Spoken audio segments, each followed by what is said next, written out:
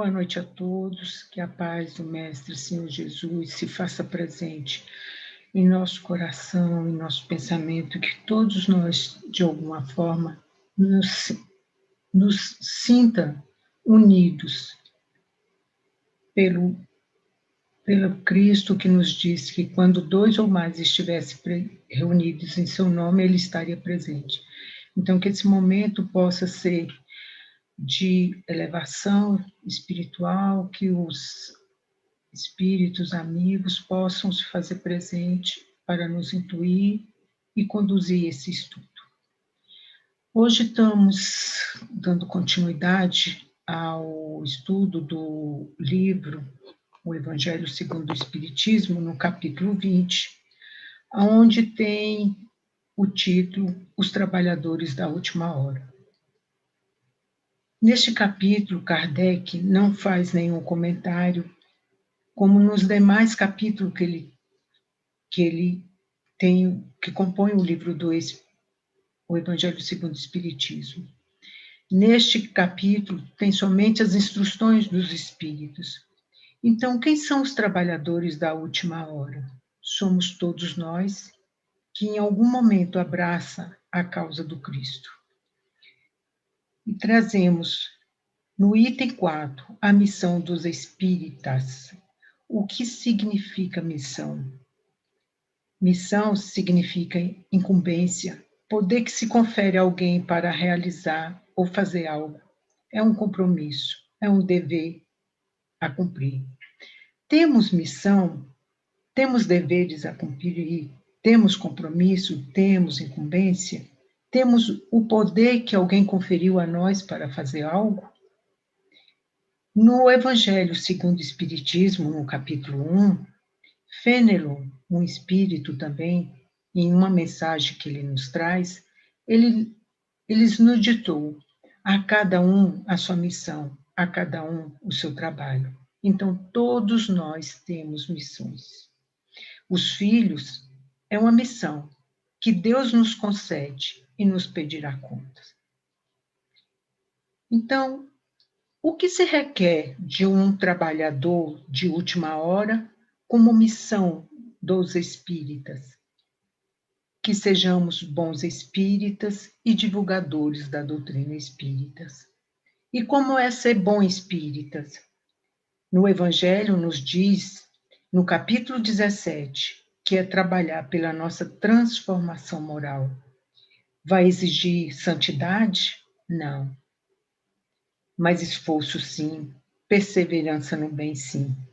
Mas devemos trabalhar para desenvolver dentro de nós, dentro do nosso coração, a compreensão, o perdão, a paciência, as virtudes. E como? Empregando todos os nossos esforços para domar as nossas más tendências. Ou seja, vamos trabalhar em nós mesmos, a nossa melhoria. E isso faz parte da nossa missão. Então, a instrução que vamos refletir hoje é assinada por Erasto. Ele foi discípulo, ou seja, um aprendiz dos ensinamentos de Paulo de Tarso. E sabemos que Paulo de Tarso divulgou o cristianismo de maneira viva, desde o momento que compreendeu a mensagem do Cristo, quando encontra em Jesus no caminho de Damasco. De perseguidor, Paulo de Tarso passa a ser ao divulgador da Boa Nova. E Erasto, então, nos traz essa bela mensagem, datada de 1863, em Paris. Então, essa mensagem tem 158 anos. Se não foi completada esse ano, está por completar. Então, o texto começa com uma chamada, que vamos ler só o primeiro parágrafo. É uma chamada para o nosso despertamento. Não ouvisse que já se agita a tempestade que deve dominar o velho mundo e tragar do nada a soma das iniquidades terrestres?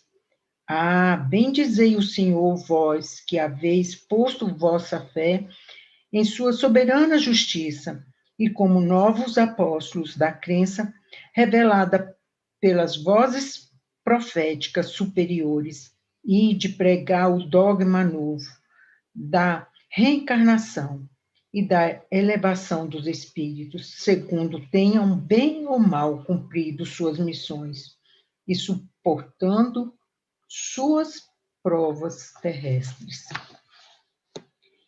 Então, ele de pronto, Erasto, ele já vem trazendo um simbolismo para demonstrar o advento da nova era, tida para muitos como o fim do mundo, o fim do tempo, o apocalipse. Mas é um momento de transição. E Erasto vai nos convocando, tipo, os nossos sentidos, os nossos sentidos. Vocês não ouvem o que está acontecendo por aí? Vocês não se atentam? E ele traz a questão do velho mundo. Mas o que é o velho mundo? É um mundo sem a doutrina espírita. É um mundo que ainda precisa ser modificado. É um mundo que precisa de evolução. Que ainda tem as maldades, os crimes. E essas iniquidades já não condizem mais com o ensinamento do Cristo. Então, essa tempestade é uma mudança. E é uma mudança moral. Jesus, quando vem à Terra, ele nos traz ensinamentos que mudam a humanidade, eleva o padrão da humanidade nos ensinos do amor, na prática e na exemplificação. E quando Kardec traz para nós o Livro dos Espíritos, que é um marco de transformação também para a humanidade, Allan Kardec, sendo professor e cientista a seu tempo, ele se depara com esses fenômenos mediúnicos. Então, ele percebe que ali existe algo maior. Então, ele tenta compreender, buscar através dos estudos que ele fez, pautado nos princípios científicos, ele vai buscar um entendimento, explicação, principalmente através de perguntas sobre os fenômenos mediúnicos.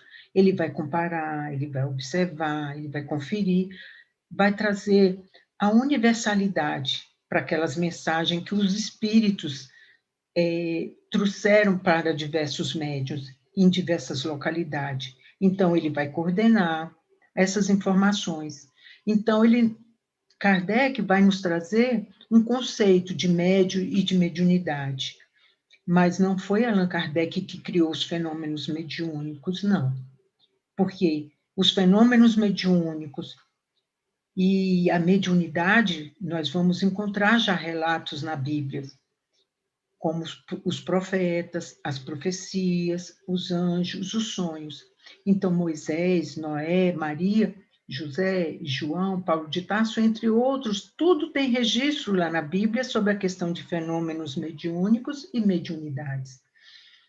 Mas Kardec, diante dos fenômenos mediúnicos, dá um sentido mais lógico. Ele vai trazer uma chave para a humanidade compreender as questões de milagres, de sobrenatural, de causa e efeito.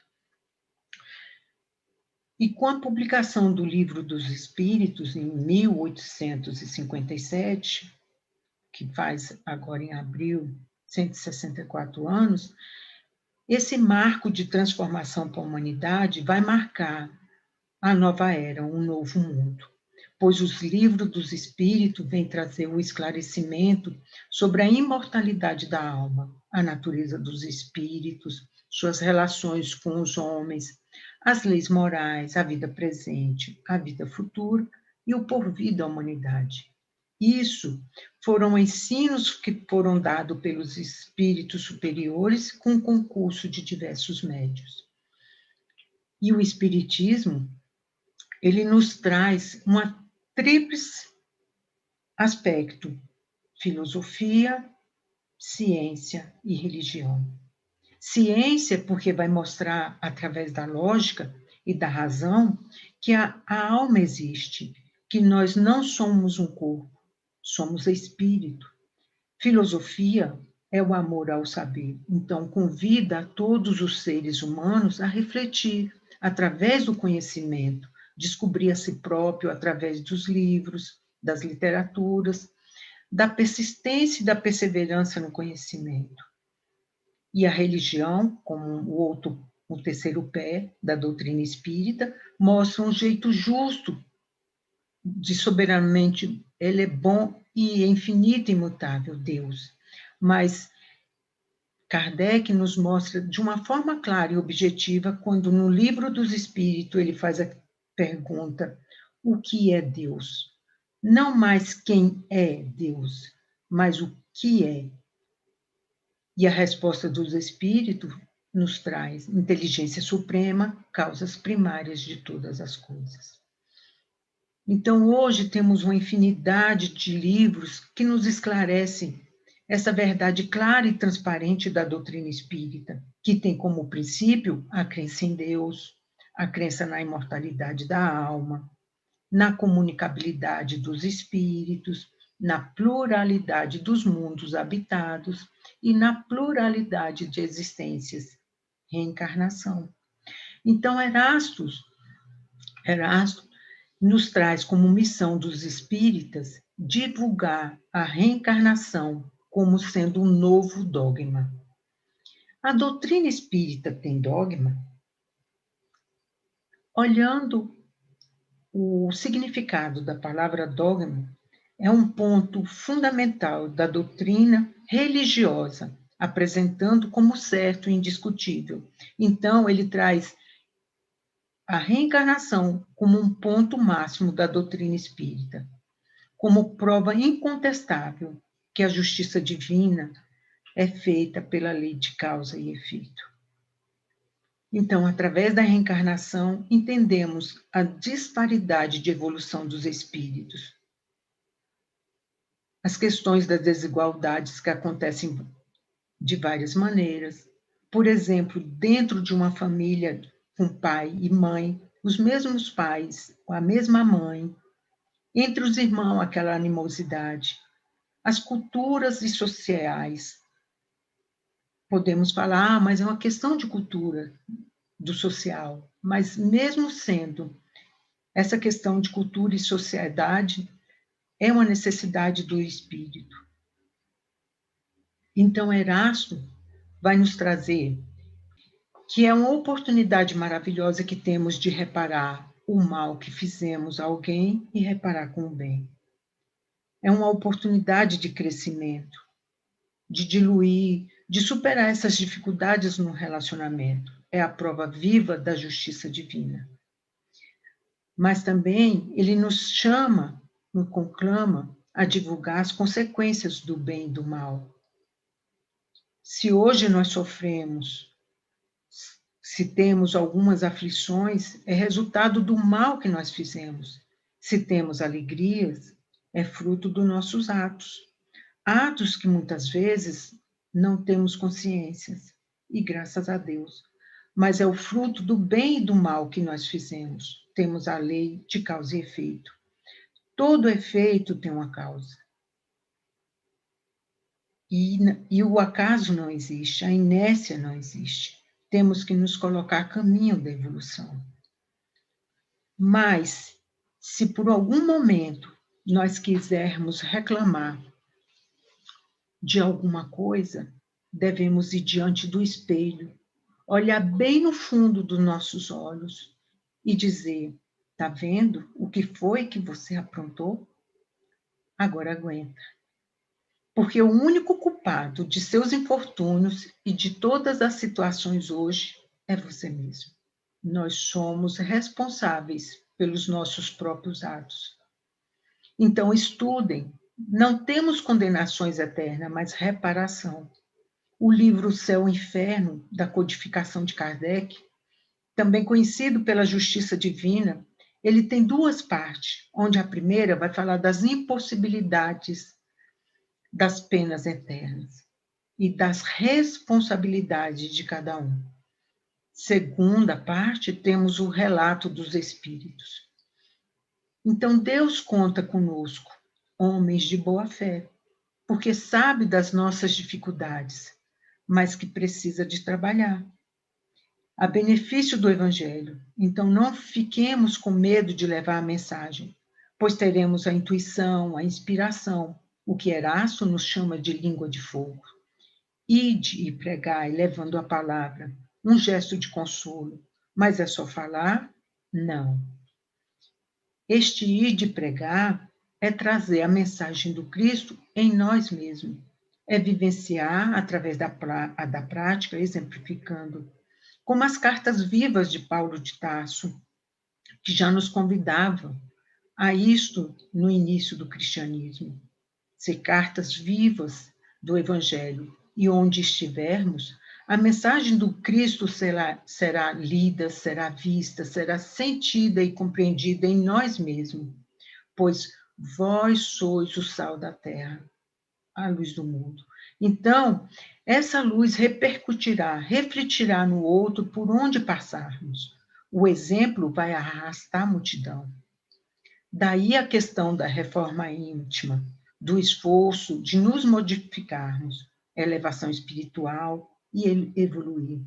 Somos os novos apóstolos da crença revelada pelas vozes proféticas superiores. Temos a incumbência de sair das sombras, do terra a terra, do materialismo, buscar a vida espiritual. E Erasto continua: não estamos aqui apenas para a nossa evolução, mas trabalhar pela evolução do próximo. Ide pregai, sacrificai os hábitos, as ocupações fúteis. Sacrificar, geralmente, a gente pega pelo conceito mais de privação, de algo ruim. Sacrificar, às vezes, o tempo que eu tenho com minha família, sacrificar um sábado, um domingo. Mas o sacrificar que temos que compreender é fazer, entender, compreender que aquilo que quando fazemos, seja o que for, é tornar sagrado. Então vamos realizar qualquer coisa com sentimento, com respeito, com carinho, renovando esses hábitos. E quanto às ocupações fúteis, transformar o que é fútil em útil. Ocupe o seu tempo com coisa útil. E essa mensagem de Erasto, ele tem 158 anos. Mas vamos ver, vamos trazer para o nosso momento atual. Quantas coisas materiais avançaram neste período? A ciência, a tecnologia, comunicações, transporte. O avanço da medicina, doença sendo combatida com mais rapidez. É o que vemos hoje, diante dessa pandemia. Que já temos tratamento, já temos como lidar com essa doença de um modo mais rápido. Então, também em outras áreas da ciência, nas construções, plantações, adequando ao solo, e isso facilitando a existência humana na Terra. Mas será que avançamos na mesma velocidade, moralmente? E ele nos conclama a combater essas iniquidades, destruir o bezerro de ouro, que cada vez se torna invasor. Temos que nos questionar: estamos ainda apegados à vida material? Temos que procurar respostas. Materialismo vai nos consumindo, nos coisificando. Não vemos no outro um irmão, a quem dou a mão para a sua elevação, mas nos leva, muitas das vezes, àquelas práticas de iniquidade, de dominação. É o nosso semelhante, não nos importar. Deveríamos nos preocupar da mesma proporção em amealhar os tesouros espirituais, divulgando o Evangelho e propagando a lei da reencarnação. Por onde nós passarmos, pregar o desinteresse aos avaros, a abstinência aos dissolutos, a mansidão aos tiranos domésticos e aos déspotas. É encontrar no outro um semelhante. Então, essa mudança é fácil? Não é fácil. Mudar comportamento não é fácil. Mas estamos em uma marcha evolutiva, que através do processo de reencarnação é que vamos vivenciando. Vamos compreendendo a vida de um modo mais amplo. Vamos modificando o terreno onde florescerá a semente da Boa Nova. Um dia vai frutificar. Mas, enquanto isso, devemos regar com o nosso suor o terreno onde tem de semear. E o nosso terreno é o nosso lar, é no âmbito doméstico, é na nossa família, é no nosso trabalho, é nas nossas relações. Pelo nosso exemplo, vamos propagar a doutrina espírita para todos. Muitos não ouvirão, mas outros que são pequenos, que se colocam pequenos diante da grandiosidade, da grandeza divina, eles aceitam a doutrina. Mas os grandes, muitas das vezes, pelo orgulho, pela vaidade, vai desprezar. Aqueles que se dizem eruditos, os sábios, que acreditam que está acima da lei, vão exigir provas, mas muitos aceitarão. Então, Erasto vem dizer que a missão dos espíritas é reformar a si mesmo.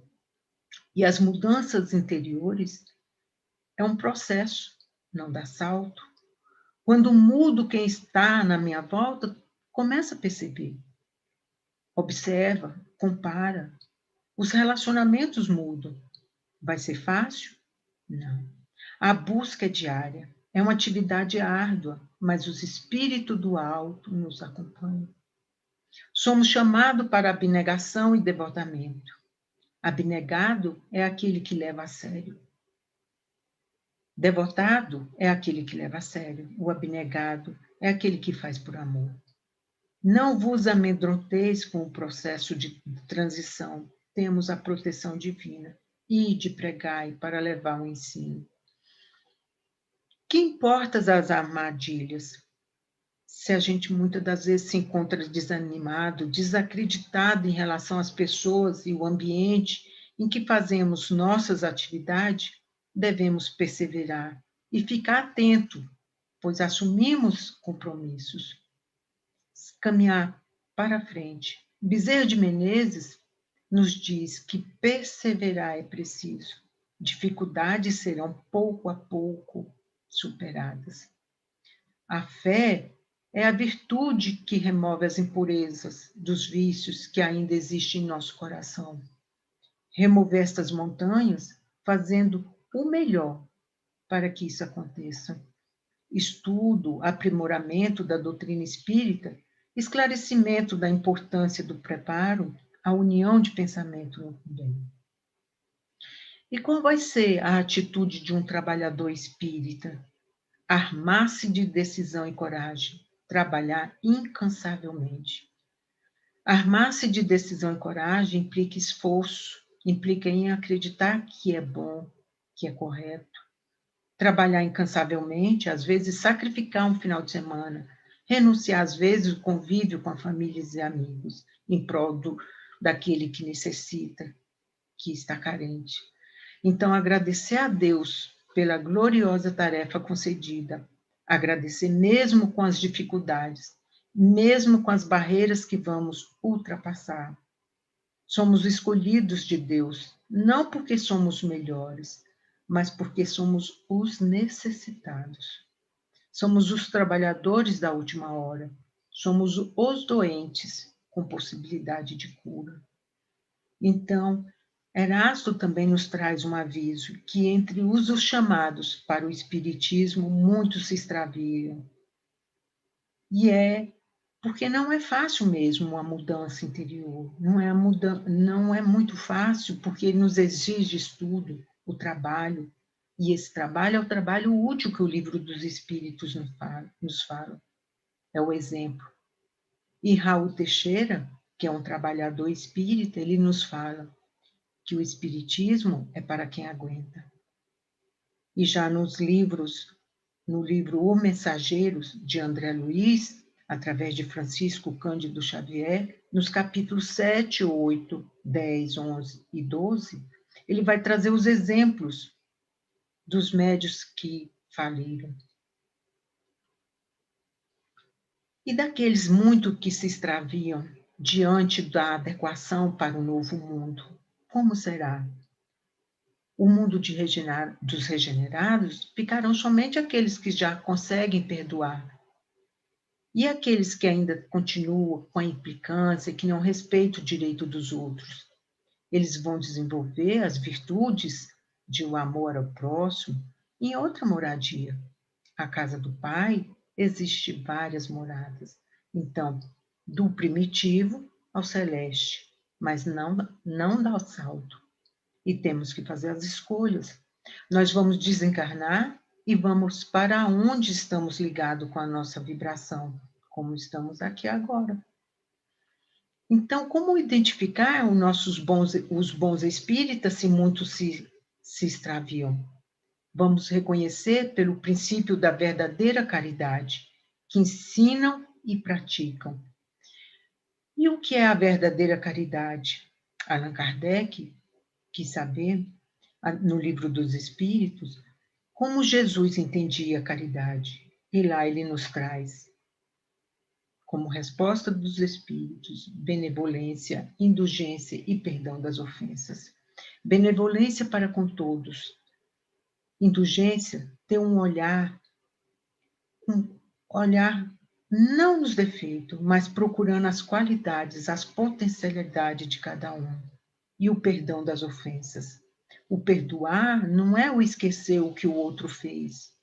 Quando a lembrança vir, o reviver da situação vir à mente, é que se não causar mais nenhum desconforto, nenhum ressentimento, nenhuma raiva, só o fato sobrar, então é porque perdoou. Então, perdoar não é esquecer, mas retirar do coração toda a mágoa, todo o ressentimento daquilo que aconteceu.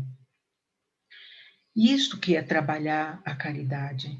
Para um espírita e um trabalhador, é um trabalho interno, é profundo, e que precisamos ter para a prática da caridade, que é um amor em ação.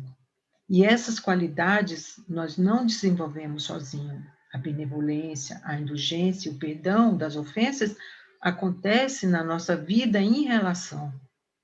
Então, a prática desse melhor olhar nas relações com a gente estabelece no nosso momento diário com quem nós nos relacionamos. E a identificação dos bons espíritas é aqueles que levam consolos aos aflitos. A dor do outro já nos importa. Se eu não consigo mais ser indiferente com a dor do outro, seja que material ou moral, se eu não posso dar uma ajuda material, eu posso fazer uma prece.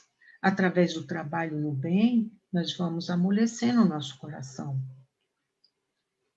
Também podemos identificar um bom espírita demonstrando desinteresses pessoais e porque também eles são abnegados. Ou seja, eles estão livres do egoísmo e têm uma necessidade de servir. Ou seja, a nossa alma pede para que façamos alguma coisa em prol do outro, que a gente movimente a nossa energia, o nosso sentimento, o nosso pensamento em uma ação que seja boa e útil para o outro e para quem faz. Esquecimento de si mesmo. E os bons espíritas são identificados porque exemplificam o amor ao próximo. Então, qual é a missão dos espíritas? Não basta rótulo. Tem que ter atitude, tem que ter ação. No início, temos a sensação que requer muito esforço, mas aos poucos torna-se natural e espontâneo. A reforma íntima, vamos buscar os santos remédios, ou seja, a oração, o evangelho no lar, pedir discernimento e sabedoria. Espírita é uma maneira de viver. Depois que nós conhecemos o Espiritismo e o Evangelho, já não conseguimos mais errar em paz. A nossa consciência de entendimento grita que não devemos fazer aquilo. É um roteiro que não é só uma missão dos espíritas, mas é uma missão de quem tem Jesus como modelo e guia da humanidade. Então, não basta designação de espírita, faz necessário essa transformação moral. Trabalhar na caridade, a indulgência, a benevolência, o perdão a todo momento. É vivenciar o Evangelho, não com palavras, mas com ações, e atitude a todo momento. E para finalizar, rendamos honra àqueles que, através de um trabalho árduo, dedicação, correção dos seus atos, trouxeram a força moral, emprestando a divulgação ao Espiritismo como uma obra viva, construída em seus exemplos de vida na prática, pelo amor ao Evangelho do Cristo. Que Deus seja louvado, hoje, agora e sempre. Muito obrigada.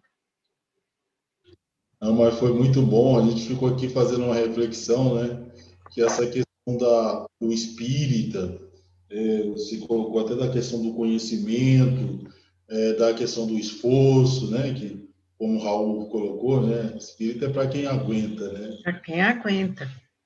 Porque a gente, assim, a gente pensa assim que às vezes a gente fica pensando por estarmos, enquanto espírita, acreditarmos num processo reencarnatório, num processo da realidade da vida espiritual, que, diria assim, a gente teria, de alguma forma, alguns privilégios, não passaria por algumas dores, né? Algumas situações difíceis. E, assim, a gente tem até o exemplo do próprio Chico, né? Que ele mostra em alguns momentos, né, situações bem complexa, né, Judite? Exatamente. Todos nós que estamos encarnados no planeta Terra, temos os nossos compromissos, temos as nossas reparações a fazer. A evolução do planeta Terra é fomentada em cima de violências, que muitas das vezes nós também já praticamos. Então, hoje, com conhecimento, com nossa inteligência que temos hoje, podemos fazer diferente, podemos fazer escolhas. É nesse sentido que a doutrina espírita vem nos ampliar a visão que a vida continua, que às vezes nós ficamos presos à materialidade e, sendo mesquinho, poderíamos dividir o que temos, mas ficamos agarrados nessas questões, no meu, no meu, no meu, e não fazemos avançar. Ficamos no domínio só, e não na questão de fazer evoluir o outro.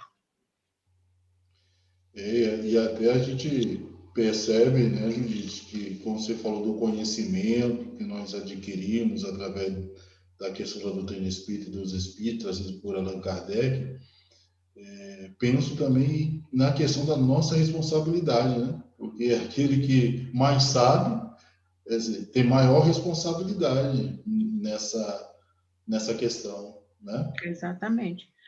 Depois que a gente conhece o Espiritismo, a nossa paz acaba. Não é não? Porque cada vez que a gente tem mais conhecimento, mais responsabilidade vamos tendo. Mas é como foi dito, nós temos que, o primeiro momento nos parece árduo, mas depois nós vamos nos habituando a essa questão, porque nosso padrão de conhecimento também vai compreendendo que nós somos um segurando a mão do outro. Quem está em cima puxa a gente, e a gente que está aqui puxa quem está embaixo. Então, é um movimento de evolução.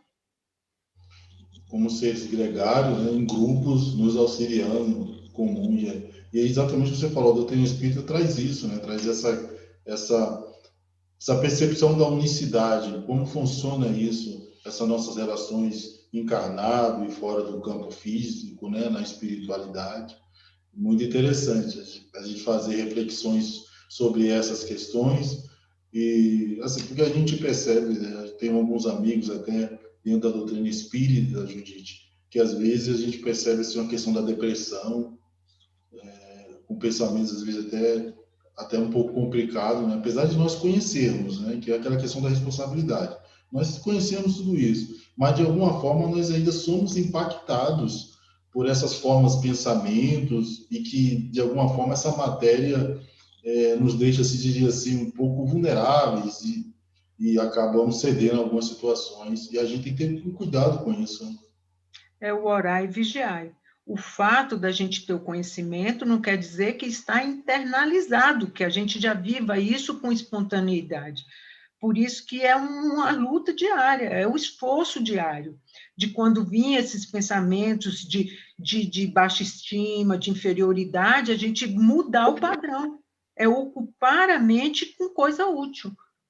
Porque muitas das vezes a gente fica com aquele pensamento, aquela monoideia, que vai nos fechando para o mundo e nos levando para as questões realmente das aflições, do nosso, assim, das nossas dores profundas que nós não nos damos conta. E com a pandemia aí, muitas pessoas estão passando por essa questão de depressão, de ansiedade, e nós sabemos que nós temos ferramentas para poder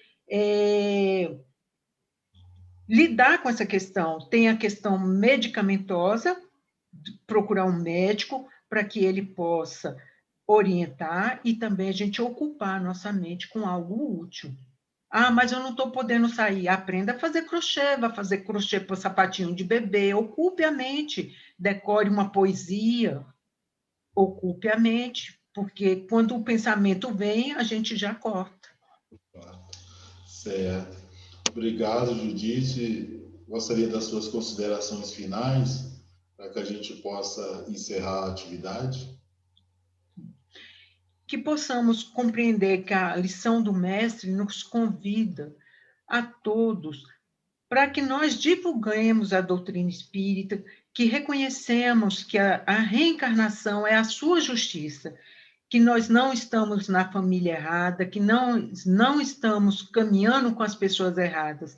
Nós temos que compreender que cada um que está à nossa volta depende de nós. De algum modo, de alguma forma, nós somos responsáveis um pelo outro. Mesmo que muitas das vezes a gente pense que não dê conta, que não consegue, mas se ligando ao alto, orando, vigiando, procurando sempre se manter com um padrão mental elevado, nós podemos fazer a diferença no mundo. A doutrina espírita nos chama a isso, ser o sal da terra e a luz do mundo. Judite, gratidão, gratidão a todos e todas. Obrigada. Muita paz. Obrigado.